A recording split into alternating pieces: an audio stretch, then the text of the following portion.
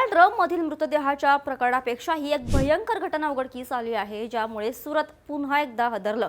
नक्की प्रकरण काय सांगते, मात्र त्याआधी थोडक्यातला नक्की फॉलो करा। सुरतमध्ये राहणाऱ्या विशाल साळवी याने आपली पत्नी शिल्पा हिचा गळा आवळून खून केला आणि त्यानंतर कोणाला संशय येऊ नये म्हणून तिचा मृतदेह एका लाकडी पेटीत ठेवून त्यावर सिमेंट काँक्रीटचा जाड थर ओतला।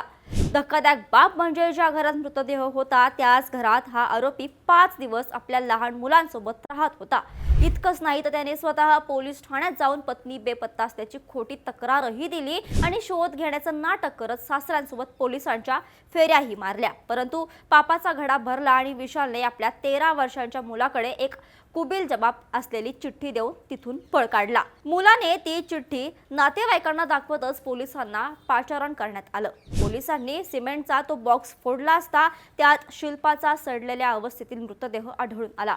चारित्र्याचा संशय आणि घरगुती वादातून हे हत्याकांड घडल्याचं प्राथमिक तपासात समोर आलं आहे। अशा क्रूर मानसिकतेच्या आरोपीला कोणती शिक्षा मिळायला पाहिजे, तुमचं मत खाली कमेंट्स मध्ये नक्की सांगा आणि महिलांच्या सुरक्षिततेसाठी हा व्हिडिओ जास्तीत जास्त शेअर करा आणि अशाच घडामोडींसाठी थोडक्यातला फॉलो आणि सबस्क्राइब करायला विसरू नका। बातमी म्हणजे थोडक्यात।